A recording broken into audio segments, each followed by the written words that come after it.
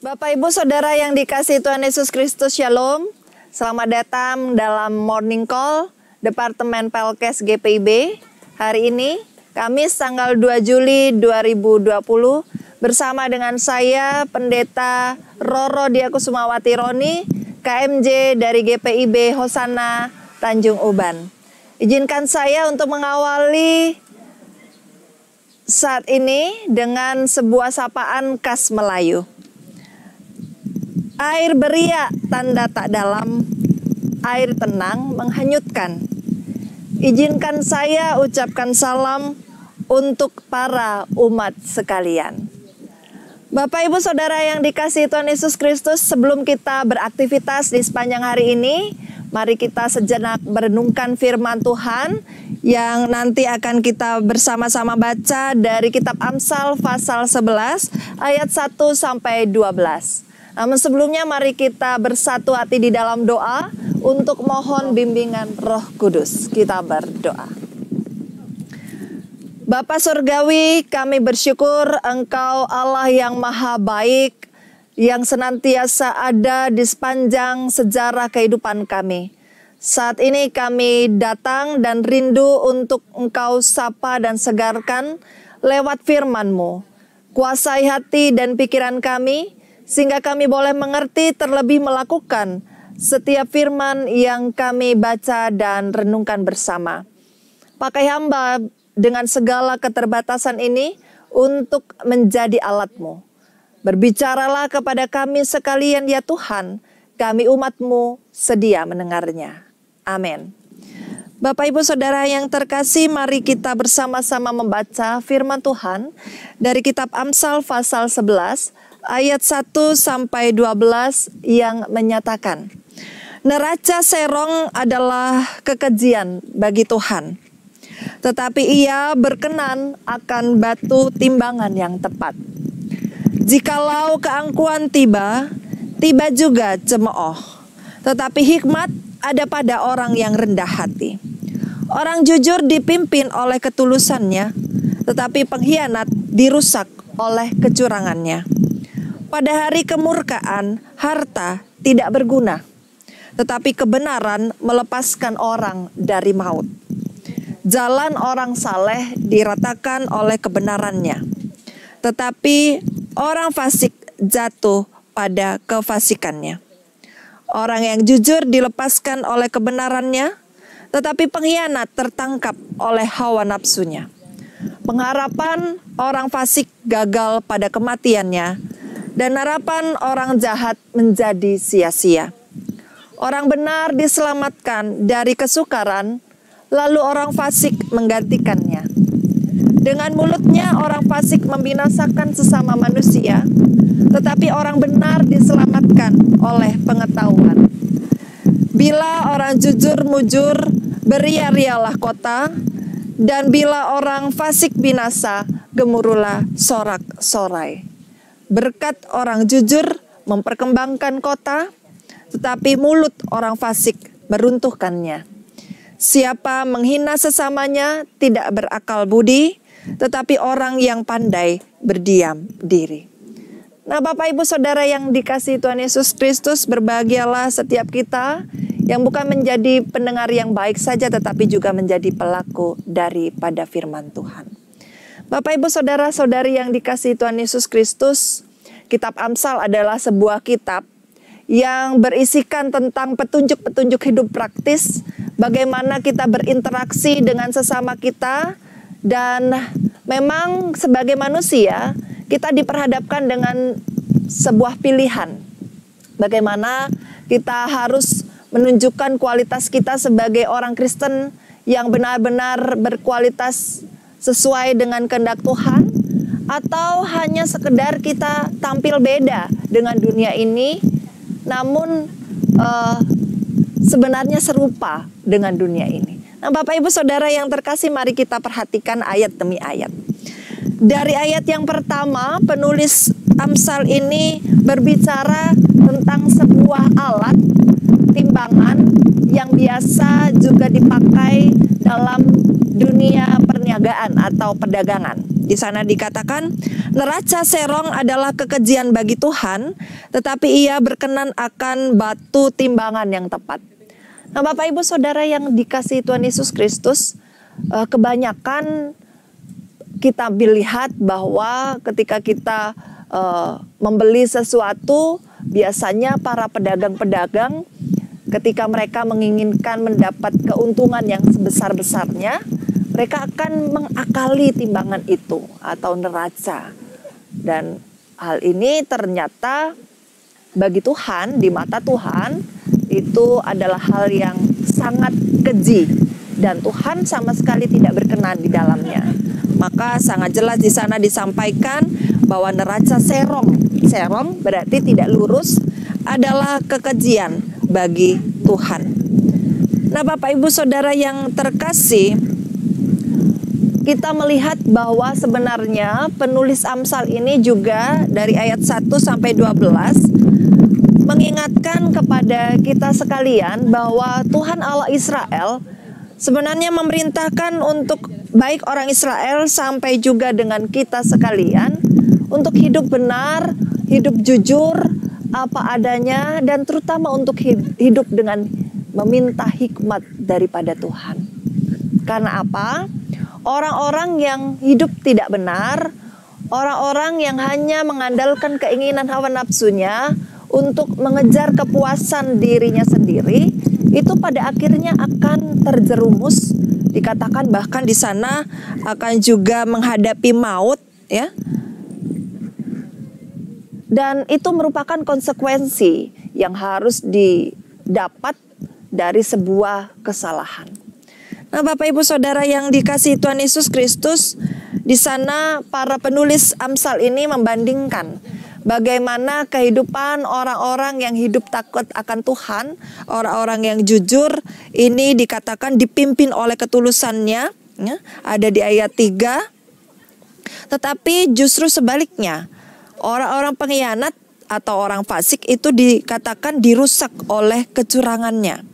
Nah, mungkin saja saat ini orang-orang yang menipu, yang suka menipu, yang suka tidak jujur, itu sesamanya mungkin tidak mengetahui. Tapi ayat ini sangat jelas bahwa pada akhirnya nanti ia akan datang sebagai hakim agung, ia akan benar-benar menghukum orang-orang yang memang dalam kehidupannya di dunia ini tidak sesuai dengan ketetapannya. Nah, Bapak Ibu Saudara yang dikasihi, kita juga diingatkan akan sebuah kisah dari seorang tokoh besar, Abraham Lincoln, ya, yang kemudian ia menjadi orang nomor 1 di Amerika Serikat. Rupa-rupanya ketika saya membaca autobiografinya, dari sejak kecil ia merupakan anak yang memang hidup jujur, begitu. Dan ketika ada sebuah kisah, dia salah menghitung, ya. Akhirnya selisihnya itu ia datangi lagi kepada orang yang ternyata dia salah menghitung, dan ternyata itu merupakan menjadi gaya hidupnya, ya, menjadi lifestyle-nya. Nah, ternyata Bapak Ibu, penting sekali kita juga mendidik anak-anak kita sejak dini dalam hal kejujuran. Ini ada sebuah lelucon ketika ada orang tua yang berbicara kepada anaknya, ia menghindari seorang tamu yang datang dengan mengatakan, "Nak, tolong bilang mama tidak ada di rumah." Ya. Dan ketika anak ini dengan polosnya, dengan lugunya berjalan menuju pintu dan membuka pintunya, ia mengatakan kepada tamu tersebut, "Hai nak, ada mama?" Dia menjawab, "Kata mama, mama tidak ada." Nah, Bapak Ibu Saudara yang terkasih, hati-hati, karena apa yang kita biasakan sejak kecil itu juga pada akhirnya akan membentuk karakter dasar dari anak-anak kita kelak. Nah, Bapak Ibu Saudara yang terkasih, mari kita kembali dalam kehidupan kita sehari-hari dengan tetap beriman. Ingatlah dalam ayat 1 sampai 12 ini mengajarkan kita untuk hidup jujur, hidup benar. Walaupun dalam kejujuran dan kebenaran itu seakan-akan kita di dunia ini ya kok Bu, ngapain hidup jujur, hidup benar. Hidup kita kayaknya ya begini-gini aja, gak juga kaya raya dan seterusnya dan seterusnya. Tapi hal itu akan membuat kita hidup damai sejahtera. Dan itu yang terutama adalah hidup yang seperti itu, gaya hidup yang seperti itu menyenangkan hati Tuhan. Mari memilih untuk menjadikan cara hidup jujur, tidak menipu, tidak fasik, itu sebagai gaya hidup saat ini dan kekal selama-lamanya. Dan pada akhirnya nanti, yakin dan percayalah kita akan mendapatkan mahkota kehidupan yang sudah Tuhan janjikan itu. Mari berproses dan tetap hidup benar, jujur di jalan Tuhan. Tuhan Yesus memberkati kita semua. Mari kita menutup renungan ini dengan bersama-sama berdoa. Kita berdoa. Bapa, kami bersyukur ketika Engkau hadir mengisi kehidupan kami, terutama pagi hari ini dengan renungan lewat sabda Tuhan dalam kitab Amsal 11 ini. Sabdamu mengingatkan kami untuk memperhatikan cara hidup kami. Engkau yang mengajarkan kami untuk senantiasa hidup jujur, hidup benar, mengejar kebenaran dan keadilan, walaupun hal itu berbeda, bertolak belakang dengan apa yang diajarkan oleh dunia ini. Namun kami yakin dan percaya cara hidup jujur itu adalah kesukaan Tuhan. Dan biarlah Roh Kudus-Mu sendiri yang memampukan kami pribadi lepas pribadi, rumah tangga lepas rumah tangga untuk senantiasa hidup benar, hidup jujur, tidak menipu, dan senantiasa mengandalkan kekuatan Tuhan dimanapun Tuhan tempatkan kami. Dan kiranya Roh Kudus-Mu juga bekerja dalam hidup kami, sehingga dengan hikmat-Mu kami dapat melakukan hal-hal di sepanjang hari ini dan hari-hari berikutnya dengan penuh rasa syukur, tanggung jawab, dan penuh sukacita. Kami bersyukur atas kegiatan dan program Morning Call ini. Kiranya kami sekalian dapat bertumbuh dalam iman pengenalan terhadap Engkau lewat sabda-sabda yang kami dengar dari para hamba-hamba-Mu. Biar juga Engkau pakai Departemen Pelkes GBP ini dengan luar biasa untuk menjadi saluran berkat-Mu bagi banyak orang dan bagi sesama kami. Dan kumpulkan kami di waktu-waktu yang mendatang, sehingga kami boleh terus-menerus diperbarui dan hidup kami sesuai dengan karakter Kristus. Kami juga memohon kiranya Engkau memberikan kami kekuatan untuk melewati hari-hari kami di masa-masa pandemi COVID-19 ini. Kau juga kuatkan setiap pemerintah, setiap para tim medis, relawan yang juga masih berjibaku dan juga mereka juga menjadi garda terdepan, menolong sesama kami yang menderita, para ODP, PDP, bahkan yang positif, sehingga mereka juga tetap terjaga dan terpelihara oleh karena kasih setia Tuhan.